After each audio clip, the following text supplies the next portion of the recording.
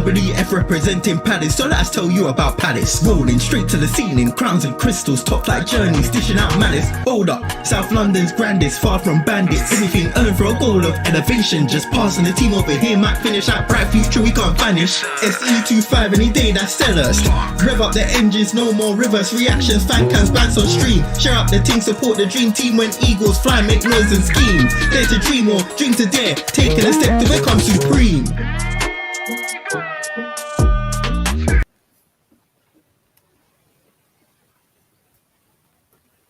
Don't know when the intro finished on my end, by the way. So I don't know how long I've been sitting there like this. About 15 seconds.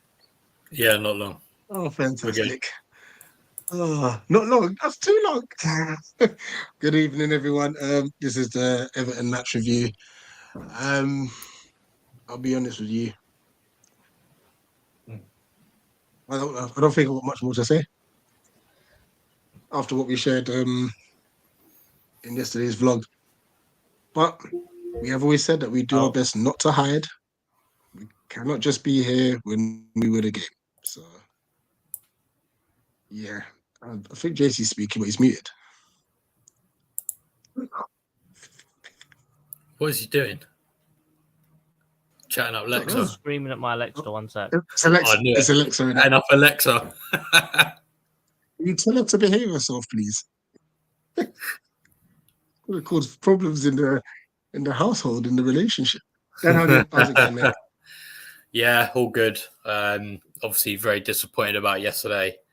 I tried to block it out today, but I'm here now for a therapy session.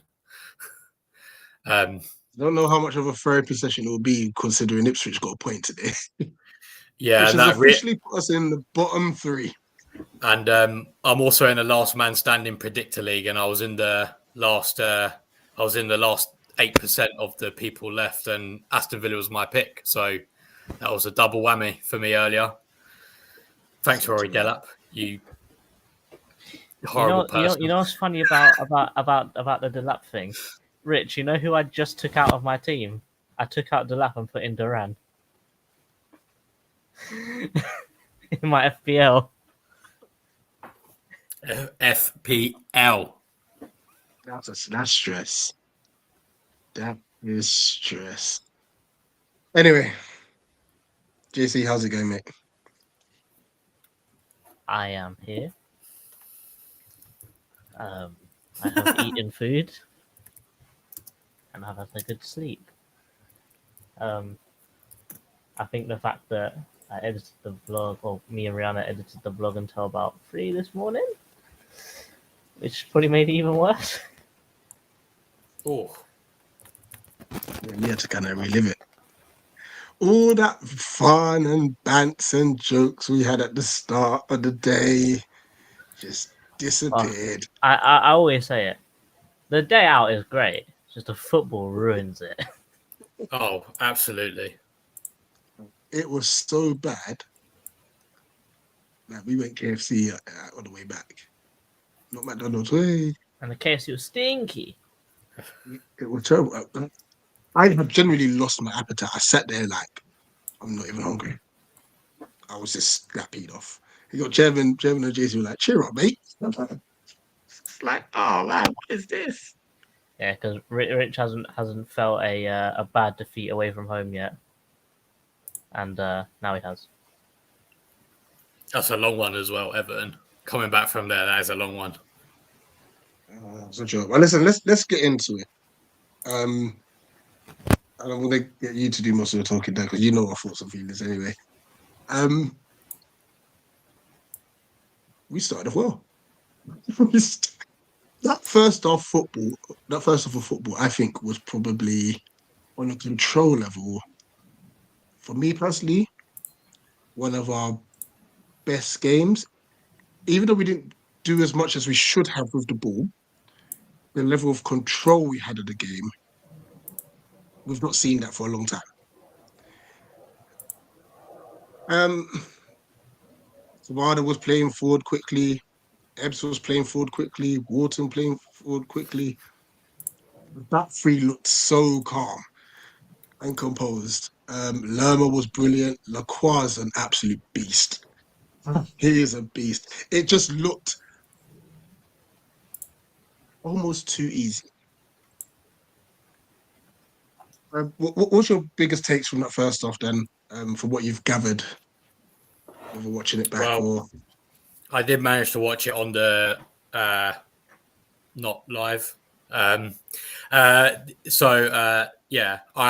to watch the game, and that first half I thought we were much a better side. I appreciate that Everton had a couple of chances as well, although that was mainly from individual errors rather than our actual play. I thought first half we were really good. Even Kamada looked like he was like, apart from the old hit straight pass here and there, he looked like he was getting into it as well. Lacroix defensively excellent, apart from that one lapse of concentration, I think, when Calvert-Lewin almost scored. We looked really good and we looked threatening and just positive, and especially at Goodison where we do have a terrible record. It looked like maybe we were gonna potentially break that, but the second half that was pretty. We'll get there. Yeah, okay. We'll get there. Because honestly, the first half I was happy with. If we played like that again in the second half, and even if we still lost, I would have been okay with the performance. But first half was good. Yeah. JC, I think we both made an observation in that first half. The issue seems to be that we're trying to walk the ball into the back of the net. I don't even know if it's the fact that we're trying to walk the ball into the back of the net. I just think it's a lack of shooting altogether, because there was times when, Eze had the ball outside the edge of the box, running into space, and you think, he scored against Chelsea from here, he'd have another shot. He takes another touch into the box. Granted, he does get fouled in this situation, so we do get a free kick out of it, but Eze of last year would have taken a shot before he got fouled. I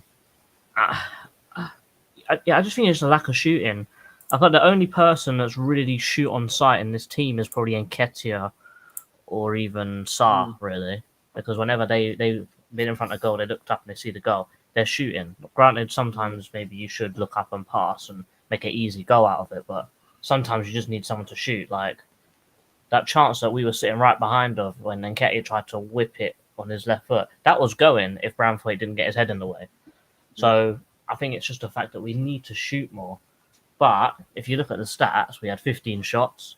They only had 7 total. I think we had 5 or 6 on target. They only had 2 on target, and obviously both of their shots on target went in. But I think it's just a lack of shooting, because I think the games where we've played at the end of last season, I'm sure we averaged 20 plus shots per game then. So obviously we played better here because we've gotten a lot more shots in this game than we have in our last few games combined, which is an improvement, but it's an improvement. It's still not good enough. Basically, we need to be shooting even more. Granted, as Dan said in our tactics, I think we've got one of the worst conversion rates. If our conversion rate is so low, then you might as well just shoot more, because how else are you going to score, really? Absolutely. I think sorry, Rich. No, go on. I was just gonna say, I think for me, I do somewhat agree. I think it's just the chances we create. When we do create them, because I actually got that exact stat that JC was just alluding to. We rank 3rd bottom in the league for chance conversion. The only teams that are below us are Man United, who we all know are just can't finish their dinner, and Southampton, who are newly promoted sides. You expect them to not finish their chances because of the quality of the players. You think some for example, if we took our chances against, say, West Ham, we would probably have had 3 points. If we took our chances against Everton, we'd probably go into the break 2-0 up or 3-0 up, and and we score. I'm just looking at the game, the chances that have been had. For example, I'm looking at this and I'm seeing Daniel Munoz had a shot that was the same amount of XG as the goal we scored from.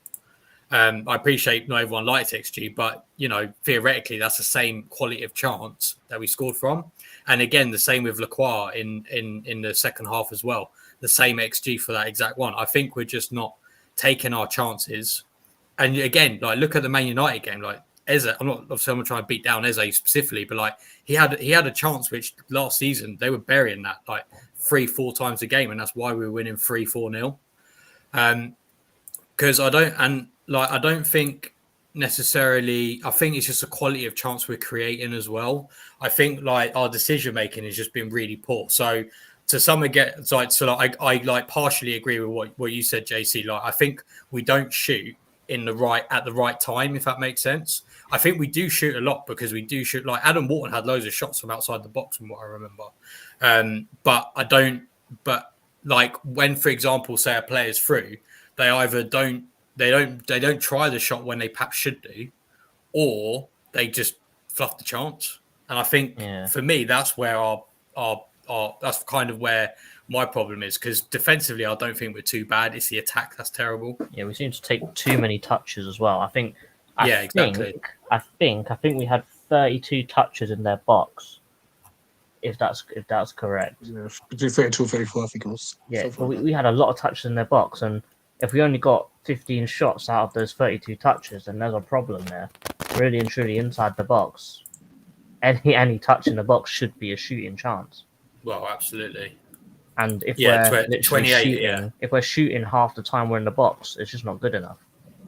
No, absolutely. And I mean, I think that on that point as well, JC, you said that, or Dan said that Adam Wharton had shots outside the box. So how many shots are we actually having inside the box?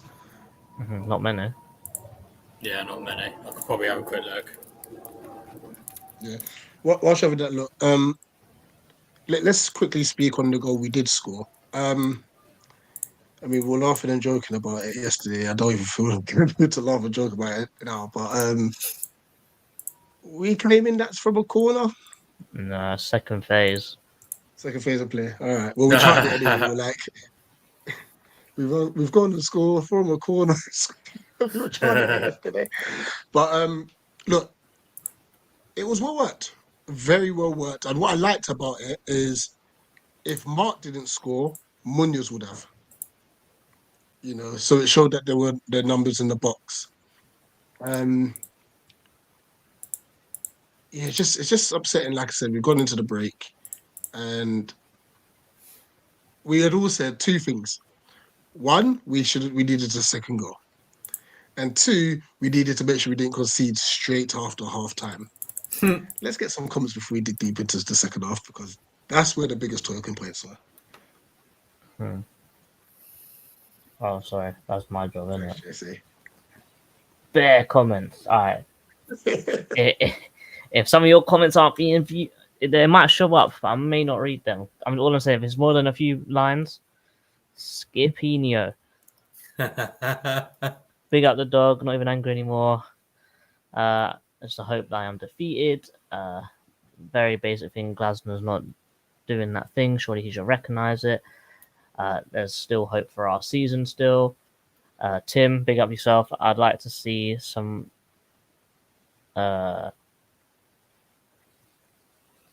What the style we had under Glasner last season? Yeah. Can't play the exact way, but we can be more direct. There's some beef happening here. Big up Damo, big up the dog. Really tough watch. Appreciate it, Luke. Hold on, let me scroll down. Concerned about the start, concerned the start of the season. Big up Chloe. Where do we go from here?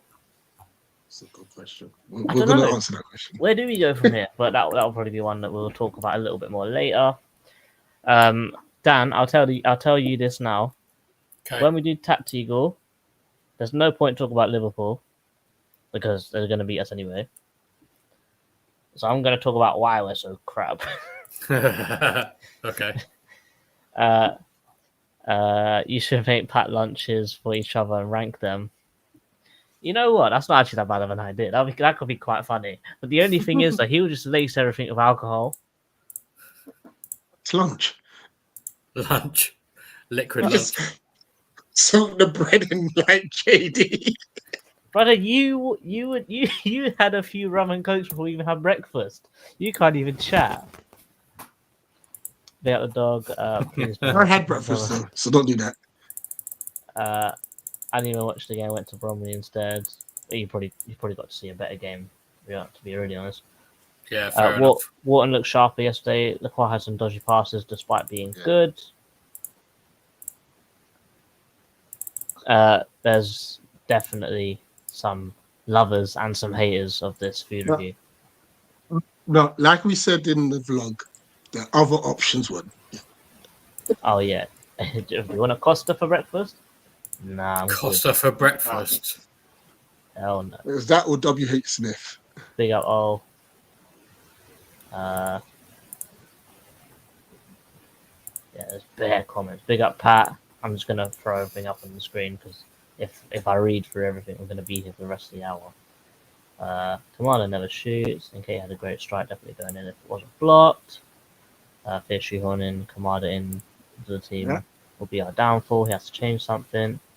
Do you think he's got a point to prove? Because he's the one that sort of pulled all the strings to get Kamada here, and now he's here and he's rubbish. Do you think maybe he's sort of forced to play him until he's good now? Well, no, because if he's forced to play him in his correct position. What I'm generally thinking he's intentionally playing Commander in the 8 or the 6 to make a point about our midfield depth, but not realizing that it's actually being detrimental to the team. Like, granted, I know he's not happy with the board. You can tell by his press conferences, all of that. He's not happy with how the board negotiated the transfer window. He wanted players in earlier. He even told Mateta not to have a break. You know, like that's how much he wanted to go and kick on with the season. And our transfer window let him down. But at the same time, we can't legislate for the actual starting 11s he's picking because he's playing players out of position and the substitutions he's making. We would be slaughtering Roy if he did it. So we've got to keep the same energy. Now, granted, we know Glasner. I think he will come good. He will definitely come good. I think once we find our stride, we will be good. Because even though we're not playing great, we're still making a lot of chances. Yeah, and to be fair, our goal difference hasn't taken as big of a hit as it probably should have as well. Yeah, but at the end of the day, he's got to stop this whole Commando midfield experiment. It's done. It's dead. It doesn't work. He's got to put Eddie up top. Just try him for one game. And Sarr needs to start. He needs to start a game. Give JP the rest. You keep telling him he's tired or whatever. First half, JP was right. Second half, my goodness me, had he touched the ball? It was so bad, you know? So he's just got to try something different. So any more comments before we actually dig deeper into the second half? Nketiah should start or over Mateta to get top 10 this season. Either Glasner sticks to his formation and players in their positions, or he changes formation. How's my man putting Schlapp on at 2-1 down? Yeah, I think I just want to talk about Animal's comment here, just because I did just double check, but Glasner, when he was in his first season at Wolfsburg, had a bad spell like around Christmas, and he actually did change to a 4 at the back from the original 5 at the back. Started off well, but then had a bad sort of Christmas. I think they might have lost Weghorst as well, and then that caused him to change his formation to a 4 at the back. So it is something that he's done before, just so people are aware. How long did it actually take him to make that change, though? If you could wait, hang on, let me go back to it. I mean, to be fair, it was like in the middle of the season when they started off well. Like for example, they were undefeated for 5. Like they were undefeated for like 8 games on the 5 at the back, and then they went on a bad run around about November where they lost 1, 2.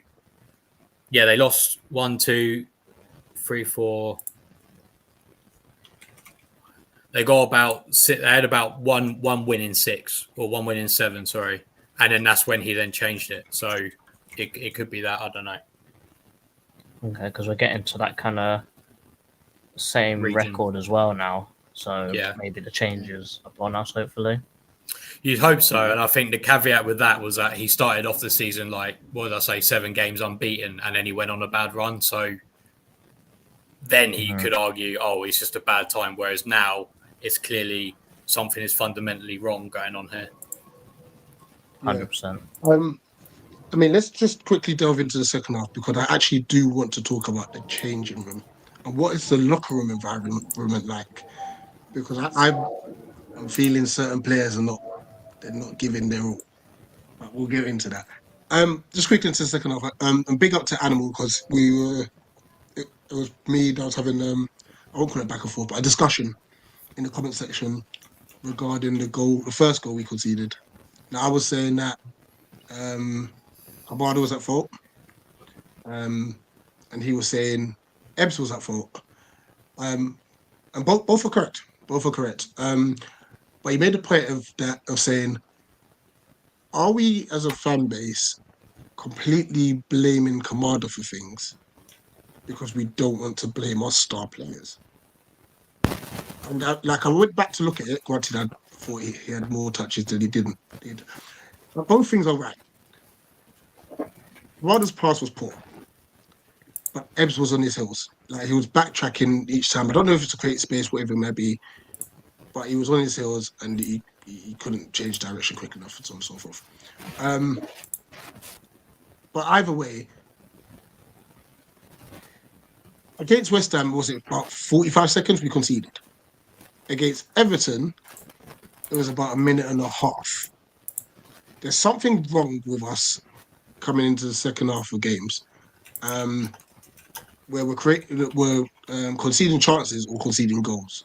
You know, now granted, listen, McNeil, unbelievable strike. But if we avoid that and we just keep the ball for like 5 to... Because the Everton fans were... I mean, we thought it was quite quiet. But someone had mentioned in one of the comments that there was lots of boos and jeers. We had the half-time boos, but generally they were just really, really angry. If we had just held for 5 minutes, that would have happened again. They would have got really annoyed and rattled, and we go back to controlling the game. What's your viewpoints on the goal we conceded?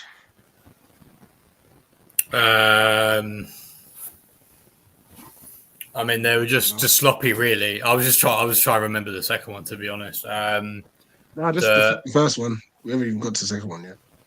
Well, I think my stream was glitching a little bit at that point. But, I mean, from looking at it back, I think, honestly, for me, it's just one of those ones, like, it's a banging shot. Like, ideally, I think we should close them down a bit better. I can't remember the exact lead up to the goal. Someone's headphones doing a madness, by the way. But I mean, for me, I think that goal is just an unfortunate one. Like, you know, he's banged it from outside the box and it's gone in. I don't think there's a lot Henderson can really do about it. No, Henderson couldn't save it. Let's be real, it's a great shot, but I think it's all about the prevention rather than the cure. We were in possession of the football. You know, gave it away within like 3-4 seconds. Gone. You know. Yeah. And that's the thing with Goodison Park as well, because Everton only had a 15-minute spell all game, and they capitalised on it. We talked about trying to keep the fans quiet. Once they got that equaliser, it erupted. Kind of similar to Jay-Z. You know when we went to Spurs last year? Yeah. When we made a mistake for Anderson. Yeah, we made a mistake. Anderson made a mistake, and then Tottenham scored. It erupted. Like, the noise was stupid. Like, and after that, we just caved. And in that 15 minutes, we caved. The second goal, I think it was the second phase of a free kick. Harrison clipped it in with his right foot, and you can see Nketiah bursting back to try and get a look in it. He's inadvertently set McNeil up, you know, but he's kind of he's got his foot to it, but it's just gone up in the air, and McNeil's got a volley and deflection goal. I think you have to say that Nketiah is very unlucky there because, one, he's done as a striker, he's done very well to actually get back and be in position to defend there, because really and truly the right back should be there, in my opinion. And also, if you actually watch it, he actually flings a leg at it. As you said, it's very unfortunate because he gets there first, but the ball just goes straight up in the air. Whereas, you know, maybe another day or a slightly different kick, it would have went out for a corner or something, and we don't concede. So I think Nketiah is very unlucky. I think he's done well to get back there, but still, it is still a goal that was highly preventable as well, because as you saw, and I think as was pointed out, if you actually see who's marking Harrison, it's Lacroix. He stepped miles out of his line to come and press him, and then didn't get anywhere near him. And then when the ball actually went over, I think it was Nketiah who actually made the challenge, and then literally about 2 feet away from him, you've just got Ebbs just standing there, just not doing anything, not even trying to get anywhere near him. And, you know, considering where Ebbs was standing when the cross came in and where Nketiah had to come from, and this is, don't worry, we're gonna get to this. We are, because I need to speak on Ebbs. And I think the one, obviously, everyone in the comments has said, stop talking about Michael, stop talking about Michael, stop talking about Michael. But all I'm going to say is that I do remember one time where we switched off and Michael was the only one switched on. He tried to make a tackle and gave away a pen. No one was upset with that. Yeah. No one was upset with that at all, because he was switched on enough to try and get rid of the ball. He was just like, oh well, go what happened. Whereas Michael probably would have taken him out and went, well, if I didn't do that, I was going to score anyway. Yeah. 100%. And just on that, like, and I think it's just more so for maybe a learning curve for Lacroix. The reason that he was out of position is because he's just such an aggressive defender. He goes for everything. Like, hindsight's a beautiful thing. Maybe after that initial phase, he would have just slotted back into his natural defensive role, but he went to attack that second ball. You know, and you've got to win it. Yeah, and he was nowhere near it. So it is a bit of a shame. We need to talk about Eze. Definitely.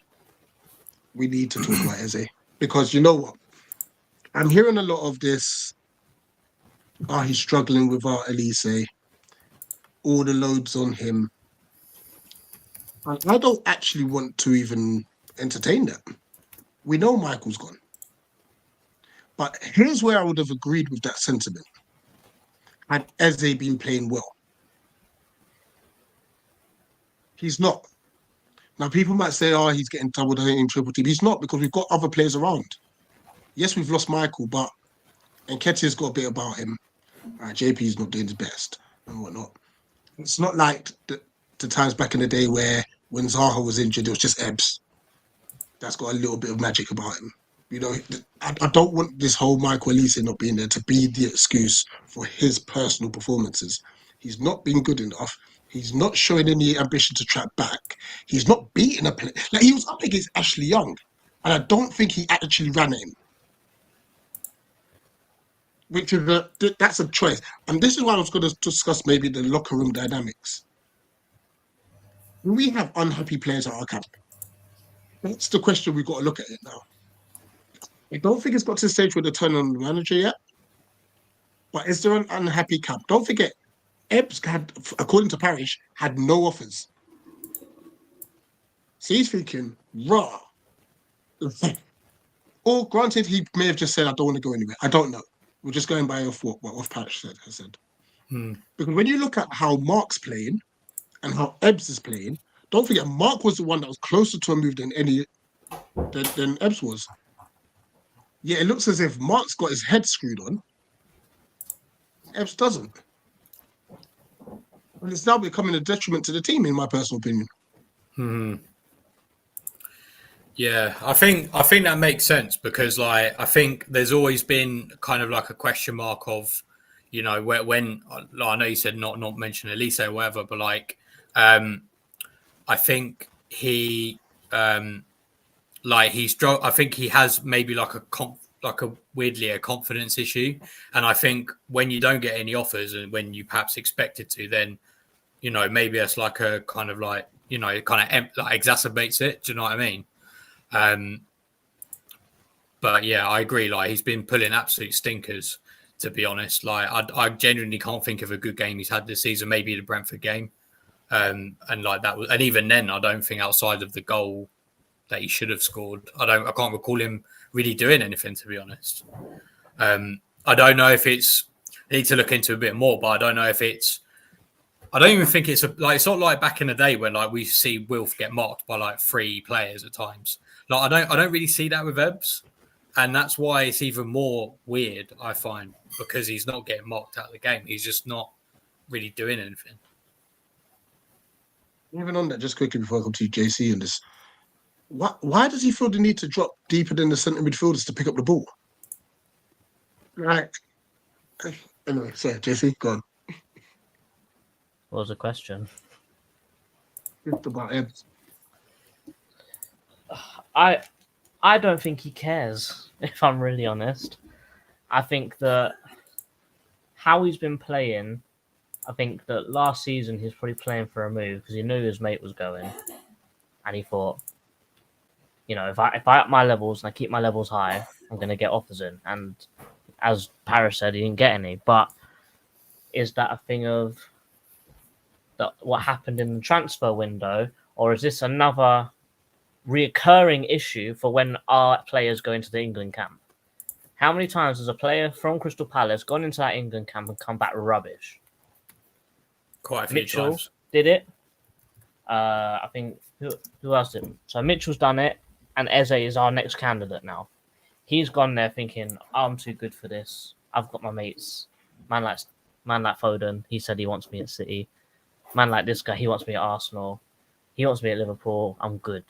You know, they're going to put a good word in for me, blah, blah, blah. And then for him to not have any offers after all of that gassing that I guess has happened to him, he's probably thinking, right, I'm too good to be here. I don't need to play. I'm just going to get picked up anyway in January or something. So I don't think he's actually got any need to play because I know we gave him a new contract. I'm sure we gave him a huge pay rise. Is he sitting there thinking, or in his own head, is he thinking, I'm going to get picked up no matter what? Because, newsflash, that ain't going to happen. If you're not playing well, a big team's not going to pick you up. You should be doing what Michael's done. Play out of your skin whenever you're on the pitch, and you get picked up by one of the world's biggest teams. And even, like we all said it when he went, but even like mainstream people are now looking at it and going, wow, Michael Lee's one of the best wingers in the world. Bayern Munich themselves have said, we've got a £100 million player for £50 million. Like, we know this, but the same thing's not happening with Eze right now. And right now you can tell because it doesn't look like he cares. He has no desire to push on, has no desire to dribble. Ashley Young has no desire to show any sort of flair whatsoever when he's a flair player, and nothing's just happening right now. And I think onto the first goal, granted, you can blame Kamada for most of it because he didn't. I don't think Kamada knows how to pass the ball properly, and I say that is I don't think he knows how to fizz the ball in. He rolls the ball, he can't fizz it though, and that's what you need in the Premier League with a high pace, high intensity. But how many times have you seen someone pass to Ebbs and the centre-back just step in front of him? Yeah, he's always on his heels. You've seen it multiple times. This isn't an uncommon thing to happen with Eze. He doesn't attack the ball. You have to do it. Unless the ball's going over the top and you're running onto it, you have to attack the ball. Lerma's brilliant at it. I don't think he hardly ever gets dispossessed when the ball's on his way towards him. But Eze I think he just needs to be switched on. I think he needs to care a bit more as well, because right now I don't think he does. We have Tim and Tristan, so let's bring them in. How's it going, guys? How you doing? You alright? You alright, lads? All good? Hey, guys. Yeah, I guess so. I mean, it's rough. Go on, Tristan. Yeah, well, look, I'm just going to be blatantly honest. I just feel bored. I just feel soulless to some extent with Palace. You know, once again, we go to Goodison Park and failed to win against Everton and capitulate against them. And overall, you know, it was a good first half performance, a little bit, even though there were times during that first half where we lacked a bit of quality and sharpness going forward. It really peed me off because we could have easily been 2-0 up. Anyway, that's not what I'm here to really speak about. I just think overall, especially in the second half, we had no edge, we had no passion, we had no energy, no quality. You know, we just came out in the second half. In the first 2 minutes, it was 1-1, and then fast forward about 8 minutes later, we're losing 2-1. You know, we just we literally just gave the game to Everton. We were in control of that game, and then we just handed them. Well, I wouldn't say we. I mean, Daichi Kamada basically passed them the game, really, to be honest. You know, I thought we were lazy. I thought we were sloppy in certain periods of the game. You know, bad decision making all around within the first half and the second half. from a few certain players who have absolutely been off form and are just really just pathetic, really, on that pitch. And we're just so predictable. We're clueless, man. Like, especially in the second half. I mean, that was one of the worst second half performances I think I've seen since Roy Hodgson was in charge of Palace, and that was 6 or 8 months ago. Honestly, it was embarrassing. It just went downhill so bad, and we never really recovered. I think once Everton got that second goal, I knew they won the game. I mentally was like to myself, they've won the game. Do you think we didn't look like score? We didn't look a threat. The players were just shell shocked, and I think the players overall gave up. I think they gave up, and I think they couldn't be asked, and their heads completely went. We were just weak and soft as a unit. We never looked dangerous. We never looked deadly in front of goal. We were just ferocious, man, in the second half. We made Everton, who, bear in mind, yesterday morning, they were in the bottom three, second from bottom. We made them look good in that second half. If we can't beat teams like Everton, if we can't beat teams like Leicester, if we lose to poor sides like West Ham and average sides like Brentford, and if we're, where we are in the league right now, we're sitting in the bottom three. There's a reason why we are in the bottom three and we haven't won a single freaking game. It's because overall, we're not good enough. And what really gets me is all the Palace fans saying, oh, look, it takes time. We got new signings. I don't want to hear it. We're a vintage Premier League club. We've been in the Premier League for over 12 years. So just for under 12 years. You got to hit the ground running. You got to be ruthless. You got to get used to the flow of the Premier League quickly. None of this waiting around. None of this pissing around and experimenting. Do you know what I mean? We do it every season, man. And the fact we've played 6 games and we've drawn 3 and lost 3 to 3 teams that we should be beating and picking up points is an absolute joke. It is embarrassing. Honestly, to come into a season, to end the last campaign with optimism and on a massive high, and that to come into this campaign with a lot of positivity, with a lot of desire and passion, and then for the players to play like this, for us to have this poor and outrageous, shocking start to this campaign that we've had, is a right kick in the teeth, and it's just completely just deflated the whole fan base. I mean, it's like a new season, same old problems overall with Crystal Palace, and the worst thing is that you can't even blame the board, you can't even blame Glasner. This is all on the players because they're not pulling their weight or performing to the best of their abilities. Eze is not good enough right now. Mateta is just a waste of space up front. He hasn't got an absolute clue. Eddie Nketiah's non-effective, you know what I mean? I think Daichi Kamada, I'll say a bit about him, but is he even good at football? You can see why he was on a free transfer, for God's sake. Usually when they're on a free for a reason because they're pretty useless and they're not wanted by their club. We get him on a free, there's a lot of hype around him. He's played, probably like 8 matches in all competitions, and he's had one good game. But honestly, it's just, I mean, the list is endless, in my opinion. We're an absolute mess. And the fact we're in the bottom 3 shows that we just completely going down the pecking order. And I can't see us getting any better. I can't see us suddenly turning the corner against Liverpool. I can't see us going to Forest and getting a result. I can't see us beating Tottenham, who patting Man United up today. Where's the next win going to come from? When are we going to see a few goals? When are we going to see the Palace of last season under Glasner? I know we got no Elise. I know we lost Anderson. I know we got no but you can't keep making excuses. These players are gone, and we got to move on. Unfortunately, we backed Oliver Glasner, and the players that have come in haven't done a good job overall. In my opinion, they're not good enough yet. They haven't rise to the occasion, and they've just not hit the ground running. We're getting worse week after week. We're not winning any games. We're not scoring many goals. We can't put a ball in the back of the net. It's embarrassing, man. And I'm just sick and tired of this. Every single season's kicking off new campaigns. I don't want to hear all of these excuses as well. So, look, the players were like completely unfit. We've had a week to recover before the Everton game. Do you know what I mean? Overall, this is down to the players because they're not pulling their weight and they're letting the team down.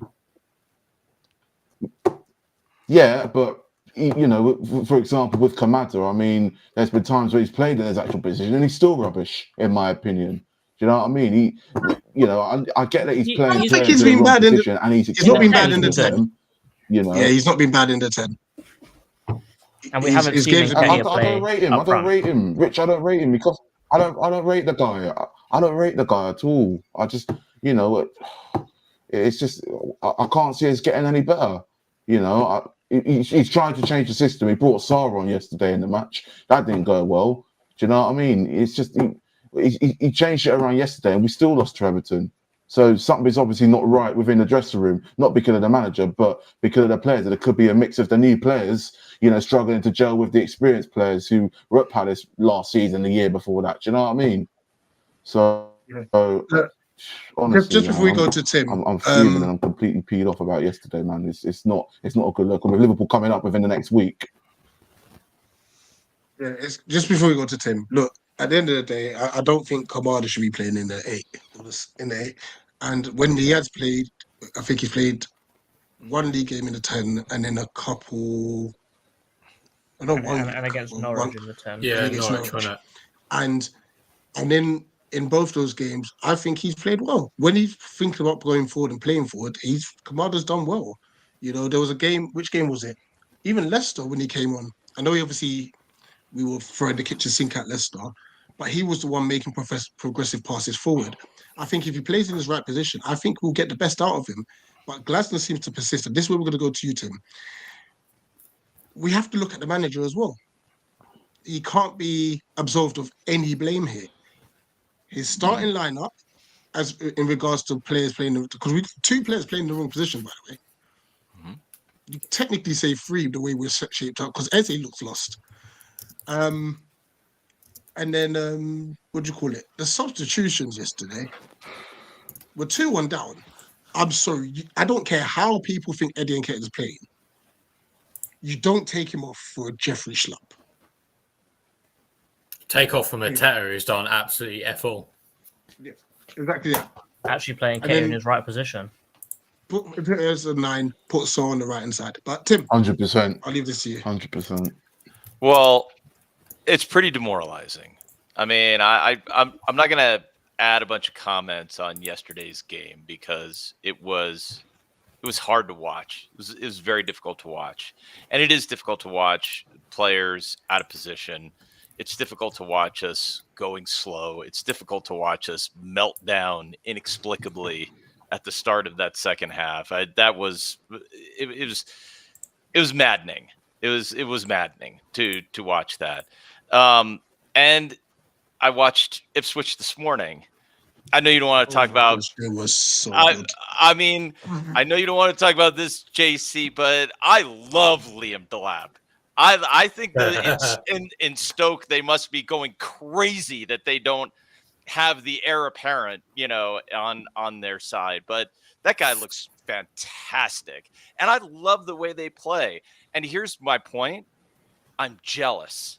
As a Palace fan, I'm jealous because I want our side to play like that. They looked like the side that was going to win that game against Villa. They looked like they were going to win that game. And I am insanely jealous of that. So what do I want to see?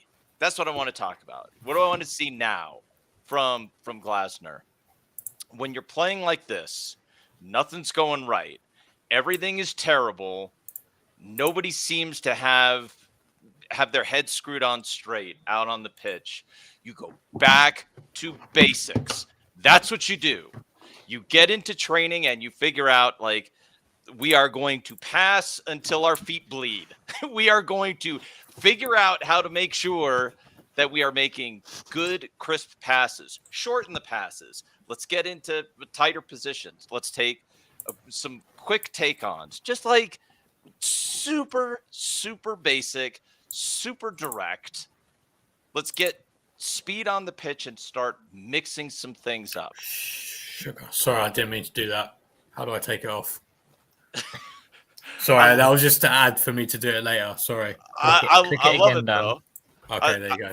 All I did was upload it. I didn't click anything. Sorry, I didn't know that happened. Sorry. But just rub salt in but you know what I mean? That's what I want to. I think we can continue to play in a progressive style, but faster, more direct. What I said in the comments about, I would like to see us play a little bit of because the Glasner identity last season. What I mean by that is there were several occasions, and I don't think it requires Michael Elise. There were several occasions where 3 passes or even 2 passes and we're in the attacking area. We're in the attacking area. We're right outside the attacking area. And now we can start figuring out how to get a threat. Maybe we put a cross in. Maybe we try to get a through ball. We can do something because we're in the attacking area now. Where did that go? Where did that go? It's gone. Like we don't have that right now. So that's what I want to see from Glasner is directness, basics, shorten the passes, speed up the game, and just start taking it at teams. Absolutely. Yeah, I completely agree. I'm sorry. I agree as well. That picture that I was going to put on there kind of backs up what you were saying, Tim, because this was our starting 11 against Newcastle, which I think was our best game under Glasner. And there you've got 100%. Nathaniel Klein at right centre back, Chris Richards and Joachim Hansen in the middle, Adam Wharton and Hughes up there. Elise's not even there. Mate's cut off there. Elise didn't even play until the end of that game. And I totally agree. Like, there's just something fundamental with the philosophy that's just not working so far this season. I don't even think it's necessarily the players. It's just I agree. It's a philosophy. It's a lack of speed. I think it's the energy as well. Yeah, the energy. We're not running in behind anymore. Like we used to do that all the time. Where'd that go? Where'd that go, JC? Like, there's a lack of confidence within the team. That's why. It's a lack of confidence. They've got no confidence. They haven't won a game all season. You know, they've just lost confidence, in my opinion. Well, so let's say that's true, Tristan. So I will make a reckless statement here. I would, instead of killing Kamada, where he played, he hasn't been great. Don't get me wrong. I'm not saying he's been great, but if we want to try to go direct and do something dramatically different, then let's try a game where Ebbs has got to sit, play Kamada in the left-sided 10, where he was at his absolute best at Frankfurt, and his job was to do exactly what you're saying, run in behind. That's what his job was. So put him in the left-sided 10, put Sarr in the right-sided 10, put Nketiah up front, and let's throw some speed and runs at some teams and see what happens. I mean, that's completely reckless. But seriously, in that second half, there were no ideas whatsoever. None. It is go to Munoz, hope he can out-jump Branthwaite. If he can out-jump Branthwaite, we maybe get a cutback, and then maybe we'll get a shot. And we did it, I don't even know how many times, and it was just where balls go to die. That's what it was. Just quickly on that before we hit some more comments. I want to make this point. We had so much joy with our fullbacks last season, whether it's them doing the overlap or the underlap. The biggest issue we have now is where we're playing so slow, for one, and Eze's dropping off too deep, and obviously Nketiah drifts off centrally. Fullbacks are making pointless runs. Like, they're just running up the field just to be a body. Well, we saw it with Mitchell yesterday. You know, he gets up the field. It's almost as if he's what's those things that they do to take free kicks that they stick in the ground, like a mannequin. He's just running there just to be there, and I feel sorry for him. I actually feel sorry for him. And like watching that game yesterday, because I've been quite harsh on Mitchell as of late, and I've had Tim to say, "Listen, you've been a bit harsh, like Team TM." But he wasn't great. He wasn't great yesterday, Rich. He wasn't. But I then started to look elsewhere. Yeah. And he's still making those runs. Yeah. Eze's just not passing to him. But no one's passing to him. Yeah. You're not making wrong. those runs down the right hand side. I think he got one crossfield pass. Yeah. So that was what was making us work last season. The outlets from the width from the fullbacks were allowing our middle 210s to get so much space in the middle of the park because our fullbacks were struggling. Ashley Young had the easiest half of football in that second half last week. Ashley Young, who's 37 years old? 39, mate. There you go. But then if you look on the other side with Everton, and granted, they only played well for 15 minutes as a collective. Apart from that, you had McNeil, who was good in patches, and Ndiaye. Ndiaye is what Ebbs was doing at the back end of last season. No, he was. He was a constant problem. Yeah. I'd have him in the Palace team over Eze right now with the way Ndiaye played yesterday. He's just got a bit more charisma and creativity. Well, you know what? You know what I mean? I'm not here to say that Ndiaye is better than Ebbs because I think Ebbs is unbelievable. I'm not as a saying that, player. but yeah. But the way Ndiaye was playing, we haven't seen that from Ebbs this season. 100%. That's what we saw I at the agree. back end of last Yeah. season on a regular basis. Well, he's playing direct. Exactly. That's what It's McNeil direct. does too. So it is. McNeil is Just direct. Direct. Right. They Yeah, play exactly. they play direct. You know, they're a little bit sloppy sometimes in playing direct, but they play direct and they play direct enough, and then they got their chances yesterday and they took them. And Exactly. Something we struggled to do this season, take our chances in front of goal. Yesterday, in the first half, we were just lacking so much on the counter, man. We were just so soft, and our final third just wasn't good enough. And the minute we missed all them chances, despite us being 1-0 up, second half came along, I could just kind of see what was going to happen. Yeah, we never We're looked doing it like all season, doing it good all for an flipping season. equalizer. Palace is Yeah. ridiculous. Yeah. I quite like what Tim said with putting Kamada in that left side of 10 where he was the best at Frankfurt. But I wouldn't even say put Eze in the 8. I would say drop Eze and put Lerma and Wharton in the middle. Yeah, 100%. Yeah, 100%. right. Drop it. Like, Yeah, it'll be a hell of a Give him- statement, and if anything, it could be a massive wake up call for him. And he did Statements it. I needed mean, Can I say because we need something? points. do you Absolutely. remember just a How quick about- thing here? 1 second, Like Tristan. just a It's super all right. quick. It's all right. I don't remember which game it Sorry. was. Hopefully, one of you guys remembers it. But do you remember early in Glasner's tenure last season, there was a moment where he pulled Ebbs off at 60 because he was playing One horribly. City, I think it was. Was Yeah. it City? He Yeah, he was was playing rubbish that horribly, and game. he yanked And him off. And after that, he was class. Exactly. And you know what? Like, it's time. It's time. I'm sorry, Tristan. Go ahead. No, it's fine. It's fine. So I'm just annoyed about yesterday's game and the fact we're in the bottom three, man. It's just really irritating me. Anyway, I've got something to say for next week against Liverpool. I wouldn't start Kamada. I'd have him on the bench or not even in the squad, in my opinion. I'll drop Eze. You know who I'd play in Cam? Franca. He's now back. Give him a shot. Why not? We're not expected to beat Liverpool. We're not expected to play them off the park. Franca, he needs the kind of game to just start and to step up and to kick on his Crystal Palace career. I know I called him a waste of money like a month ago or so, but he's been training with the squad within the last week, I've been hearing. He's back from his injury. Just put him in there and see what happens. If it doesn't work, it doesn't work. But you never know. It might just give him the boost and the bounce that he needs to kick on at Crystal Palace. That's just what I would do. It's just something that's just literally come to my mind right now because I am fed up with Eze. He's not been performing well. He looks like he doesn't care and he's given up, like you were saying, JC. Kamada, my opinion on him. I could go on about him.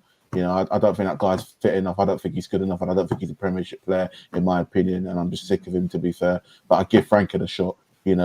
Whether you agree, whether you disagree, that's what I would do personally. It's Liverpool at home. Let's see what happens. It might actually work, like I said, or it might not. Yeah, I agree with giving Franca a shot. But I think the fact that he's just You've got come Eason back come in. back, Coming yeah, back, I think- first game against the most informed team in the league. Yeah, I think definitely give Why him not? minutes at the end, 100%. Last 10, last 20, 100%. Starting him is no way. You don't want him to get injured again, and it'll be too Look, soon. Just for now, needs the minutes, we need a formation change. That's all we need for now. We need a formation change. If he wants to have the three at the back, then play 3-4-1-2. Have Ebbs in the 10 and two strikers. Because if he's saying that Sar's a striker, Sar's been doing all right when he comes on up front, to be fair to him. Exactly. Minus yesterday's game because we were just rubbish. So just all it needs is a formation change. Or go back to 4 at the back. Because the 3-4-2-1 isn't working. It's not 100%. working. And you get the best out of Mitchell that way as well. He's actually Definitely. brilliant at a full back where he just defends, goes forwards every so often. Yeah. And then you get another person in midfield by doing that as well. I mean, I just still don't think it's like as simple as that. But I completely agree with Tim. I think it's just like fundamentally we're just so slow and we're just not using those direct passes. Like yesterday, like Gay had the ball like in the near the centre circle, and like at no point No one's he took moving for him. no one was moving. Do you know what I mean? I don't think No it's one's an making a issue run. with the. Yeah, exactly. And I think our thing last season was making passes in, like forward passes into the spaces between people's lines, and then that was what was pulling them out of position and what allowed us to find space and score goals. Exactly. I think for whatever reason we're just not doing that. I think that's the issue. And once you solve that issue, it doesn't matter whether we play 5 at the back, 4 at the back, whatever. I think once we sort that out, then we sort out our problems. Well, I would say there is one other issue. I would say I agree with Dan that I think that's a big part of it. I think the other thing though is I would say we do need to inject some physicality here, and I would like to to see more physicality in the midfield. So I am ready for Wharton. He looks injured. I think we have to admit that the guy needs some games. I hate to say that because he's quality, but we cannot lose him for a full season. So I'm ready to see Hughes and Lerma together in a 2 where we've got some physicality and we don't let ourselves get overrun, in that midfield, and then we play a lot more direct. The beauty of Sarr is he's big, he is fast, but he's also physical. He is somebody you can target. Like that guy could run and we could target him to hold up the ball a little bit. JP at his best is a physical player. He's just been missing. So I would like to see a little bit more physicality as well. Let's get this player ratings done. This is going to be interesting. Oh boy. Chat, please help us with these player ratings as we go along. Also, Animal made a good point. Kamada was the one that helped set up our first goal. So right. Let's not be too harsh on him in these ratings. Don't give Tristan Kamada. All right. Well, what I'll do is I'll go through it, and if Tristan He's not wrong. somehow hits Kamada, then I'll make him skip one. Veto. or we'll just unanimously overrule whatever he says if it's too harsh. I object. Yeah, we'll have a court session just on Kamada's rating. But Rich Henderson. Didn't have a bad game. None of the goals were his fault. Yeah. He commanded his box because Everton put in a lot of crosses, which he got to. He punched them away, claimed them. Yeah. I can't fault his performance whatsoever. It's a shame that he's coming away conceding 2 goals. There are only 2 goals on 2 shots on target. 100%. I'll give him a 7.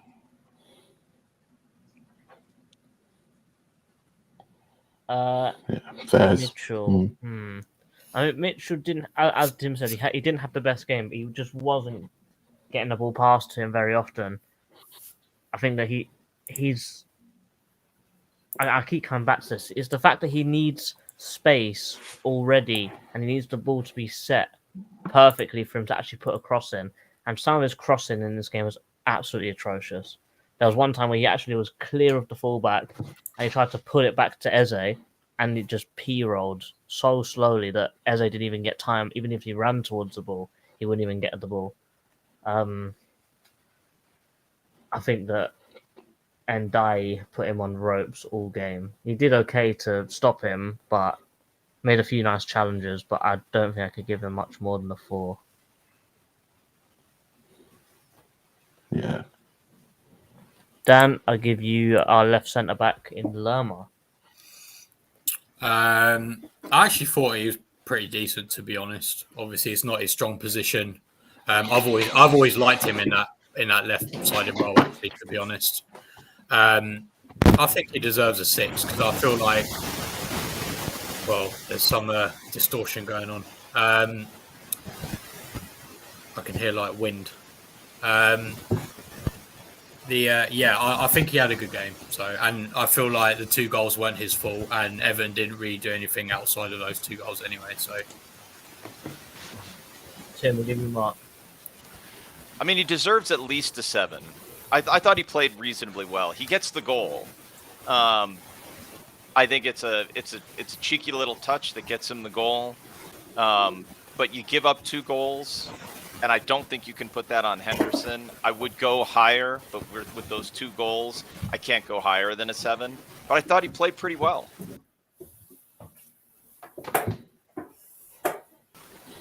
Tristan, we will give you Maxence Lacroix.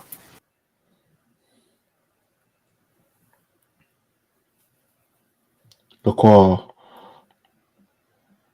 I'll probably give him I'll give him a 6. I thought he had a good game. I thought he was solid. You know, there were times where he was pushing up the pitch a bit. I'm not sure where he kind of was for the second goal, but I mean, He there are gets other the players that were assist on our that goal. were filling his position out.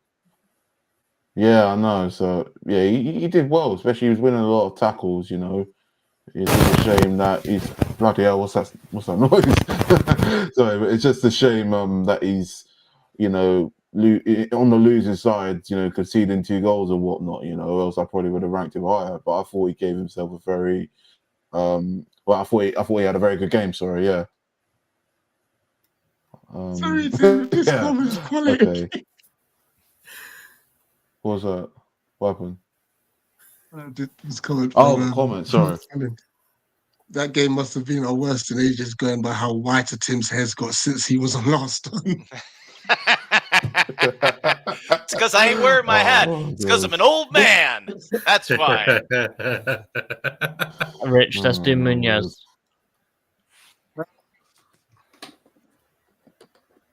He had to face Ndai most of the game, and I think he did okay actually. He just is once again, it's another thing where he's making bursts into the box. I think he could have had a few shots where he tried to pass it instead. 5.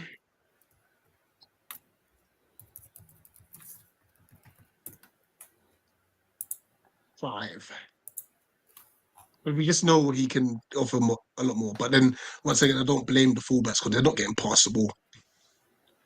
True. Okay. Camardinho. Giving him a 9. Oh man, dude. You're dreaming, mate. That first half performance was absolutely incredible. Like, he assisted the goal.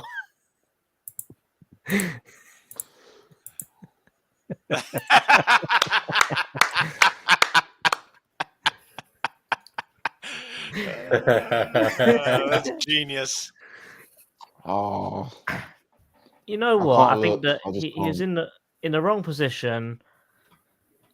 Whenever he got the ball, he was trying to go forwards. Obviously, he did give away the goal, but he was a part of the build up into us getting the second phase of play into our corner goal. I don't think he was that bad, but I couldn't give him any more than a 5. Yeah. Tristan, what would you have given him? Just out of interest. 0. Sorry, but I'm not even kidding. I can't stop. Nah, nah, I can't. I would have given him a 2 or something. I just thought, you know, my thoughts on him. The more I talk about it, the more it just irritates me. To be honest, honestly, can't stand bloke. What can I say? Dan, Adam Wharton. I think it's just the same of what we've been seeing, really, hasn't it? It's quite clearly not fit. It's a shame because he's very good. I don't think he was as good as Lacroix and Lerma, so I'll give him a 5 as well. Mm-hmm. Tim, Eze. Oh, gosh. You know what? I really am getting exhausted by Ebbs, and I love him so much, but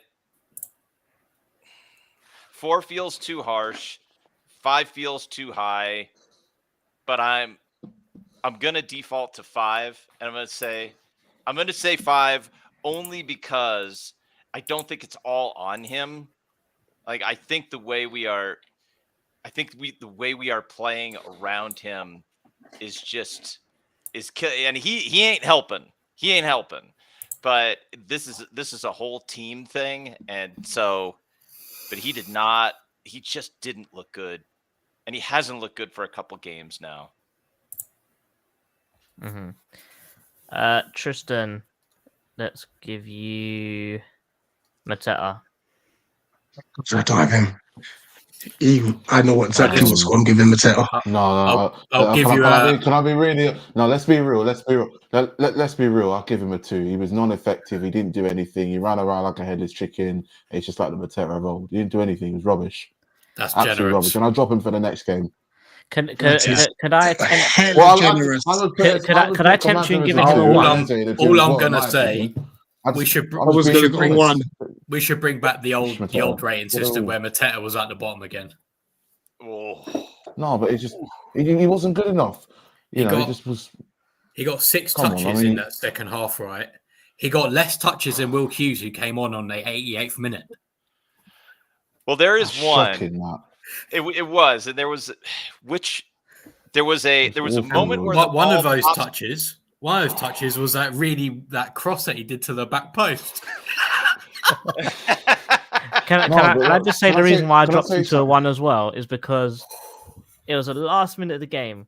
We've chucked a ball forwards. Yes. Bear in mind, the ball dropped in front of the centre right in front of him. Yeah. Which means if he turned around and looked at the ball, he could have taken a touch and maybe done something. But no, he just ran straight into the centre back and got himself booked. Yeah. Why? Yeah. Can I say no? 100%. He was non-existent overall, man. I generally, also, I'm just looking here. Sorry, I don't want to be a pain in the arse, but looking at Eze and Kamada and you're giving them a 5 is an absolute joke. I thought them 2 players. I'm sorry, I've got to say it. If you're giving Mateta a 1, Kamada should be on a 1 for the love of flipping God, and Eze, I'd give him a 2. Honestly, them 3 players were shocking. I watched the whole game. I watched the 90 minutes. I thought they were terrible. I thought they were just too bad at the time. That's my opinion. That's what I would do. That's just my opinion. Admit, I think Ebbs is too high as well, by the way. Do it, then drop him to a 4. But I won't say. I don't think he drops. I think Ebbs scores lower than Kamada in this game. That's how I see it. I do not think that Ebbs was better than Kamada in this game. No way.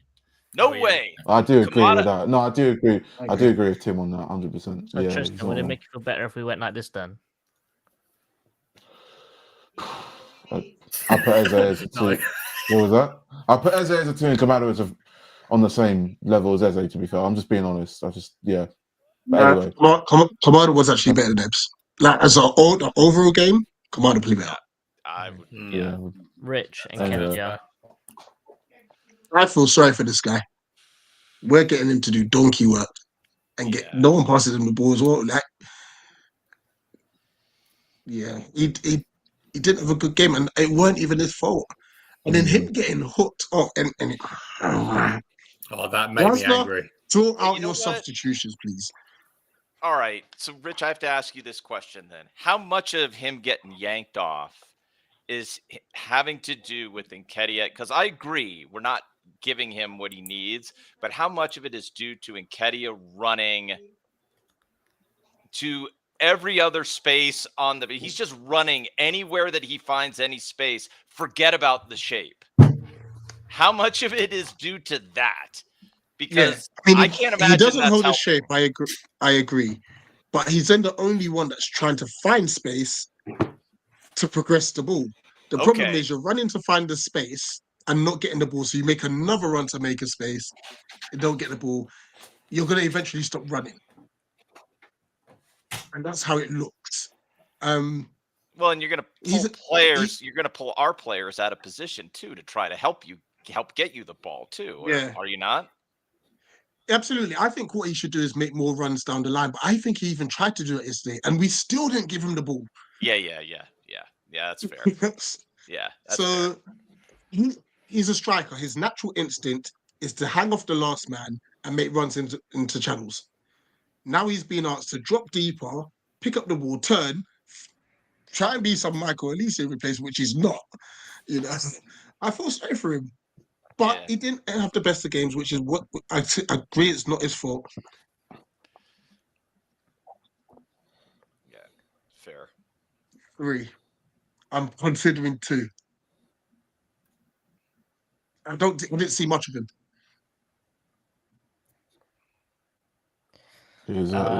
Going on to the bench now. I think our first sub was Sarr. I'm happy that he came on quite early into the second half. I think that it was a similar case, wasn't it? He was making these runs down the channels. I think he was definitely there to play on that right-sided 10, but we saw him on the left side, we saw him on the right side, we saw him up front, we saw him everywhere. But he was trying to make stuff happen, but I think there was one time where he tried to do a 1-2 and basically just passed it straight to their player when he tried to get it to Hughes, I think, which wasn't the best. So it wasn't his best performance off the bench, but I still think that I'll give him a 5 for the fact that he was still trying to make stuff happen. He was still running in behind. Granted, he may or may not have been offside in every single time he ran in behind, but is that the fault of him making the run too early, or the people he's passing it to taking too many touches and not flinging the ball in time?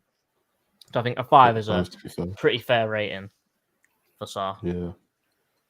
Yeah. Dan, we will give you Jeffrey Schlupp. Well, he had more touches in the second half than Mateta as well.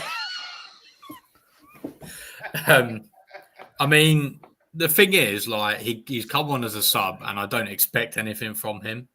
So I was kind of tempted to give him a 5 just because I expect nothing, and he didn't really come on, but he didn't do anything. So I think he deserves a 4.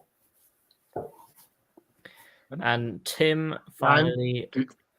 No. We're not doing this. What? Schlupp cannot get a 4. What? He It's was too high. Oh, God. terrible. Only did he came on and gave a foul away. That's all he did. He was only on for 13 minutes. Give him a 1 like Mateta. I'll give him a 3, to be fair. Are we thinking of? Actually, you know what? I'm gonna keep Schlupp as a 3 because I think that Schlupp's rating in everyone's mind is because of a certain someone that took him off for Nketiah, and I don't think you're rating it purely on his performance. So finally, Tim, we'll go. Him would have made no impact. Will Hughes for Tim. I like Yuzi a lot. I'm not sure that he did all that much in this game. I don't remember him doing all that much. And he did get a yellow, did he not? Didn't he get a yellow? Yeah, he did, I think. Oh, he's only on for 5 minutes. That's impressive. Yeah. I'll say 4. Yeah. I'll say 4. I don't think have some good. He has some good corners, and he tried to inject a bit of urgency. Yeah, I see. That's he was even like taking throw-ins. Like, yeah, I know. yeah, you know what? Maybe move him up to a 5 because he is a player that lately has been trying. He has been trying to be a spark, and he has been like over the last few games. So I think he's easily the most improved player in this squad under Glasner by miles. Yeah, 5. That's the team. Tristan, we've given you the most important one. Oliver Glasner. Oh, this is box cheers, office lads. right here. Oh, why? I'm going to get absolutely slated either way, for Christ's sake. No. Speak your truth. Speak it. Do you want me to be... Because I blame him for the loss. Like I said, I blame the players, but... Oh, God, I'm going to give him a... I'll give him a 4, all right? I'm going to give him a 4. I think some of the subs he got wrong. I don't know what he said to them about half-time, but we came out second half and we're non-existent and we were just chaos, stupid errors, unorganisation, and they were just being hit on the counter constantly. We never looked comfortable. He was chucking on players and not at the right time, in my opinion, and that just the one that really got me was taking off Eddie Nketiah. I know Nketiah didn't have a good game, in my opinion, and he was completely off it. But why are you taking Nketiah off and bringing on Schlupp? I mean, that's just an indication that I don't know what he was trying to do. Was he trying to what was Jeffrey Schlupp going to do? I think he had one shot, but it's like when I see subs like that, I just got a question, Oliver. Maybe trying to protect the goal difference, like Roy used to do. God knows. But yeah, it was not a good showing. But I just. I could see what he wants to do. I could see Glasner's aim. You know, he wants the players playing in a specific way, a specific system, a specific formation. And like you lot have been saying, it's not working. You know, because the players aren't up for it, and they're not playing like they were last season. Really, you know, it's just that the players just look uncomfortable. And I think Glasner's just got to change it up against Liverpool. Maybe go for a back four, to be honest with you. But I don't know. He got a few things wrong, but at the same time, I think the players let him down big time. To be honest, yeah, you're not wrong about that. Glasner doesn't know shit like we do. So yeah, I'll just give him a 4. So it wasn't good. It wasn't great from Glasner. It was nothing. It was pretty cool. I know. I love this. I love this. I love the allegations. I mean, like, you just haven't seen me without my hat on. You're forgetting that I'm 55 years old. I'm not that much younger than Chairman. Like you're forgetting that I am not a young man, which I appreciate, by the way. I love it. The white looks clean though. Silver fox. Oh, sorry. So yeah, here's the final player ratings. As you can see, every player's here, and you can see Baldy on the bottom down there, just poking his little bald head up.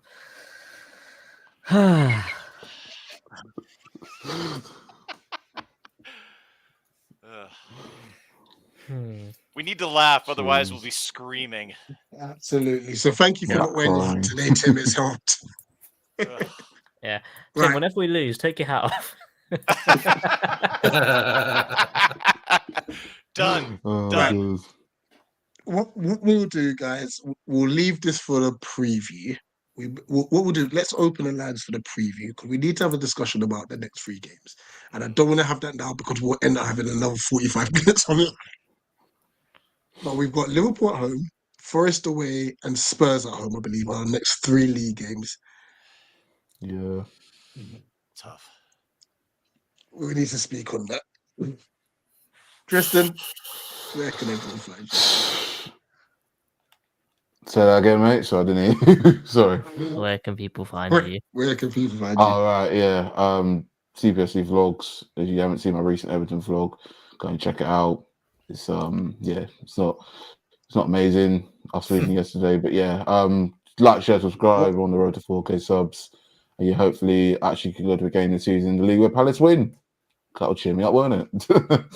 Absolutely. One person that definitely won't watch your vlog is Animal. He's not having your commander slander.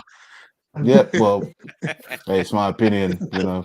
So, for real. Tim, shout out your money podcast. Oh, Motley Fool Money. So yeah, I'm on there from time to time. If you you should learn more about how to manage your money. You should learn more about how to invest. So Motley Fool Money, I think, is the number 9 finance podcast in the UK. So you can get it in the UK.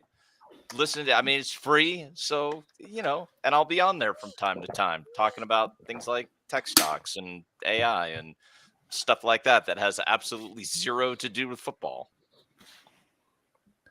Well, So I need more money, so I'll be rest. watching.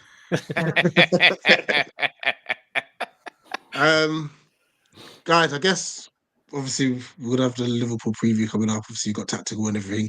I think our chant for next Saturday at Sellers Pass will be: "We're in a game, we're on the pitch. We're in a game, we're on the pitch."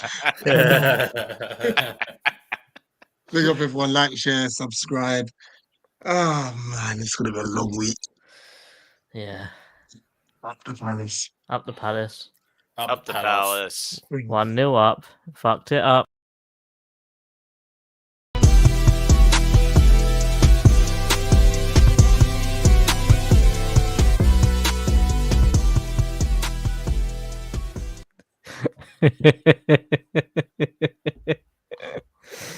That wasn't even my watershed. oh, God. Wait, is the stream still on or is it gone? It's still on. It's still on, I think. No, it's still on. It's still on.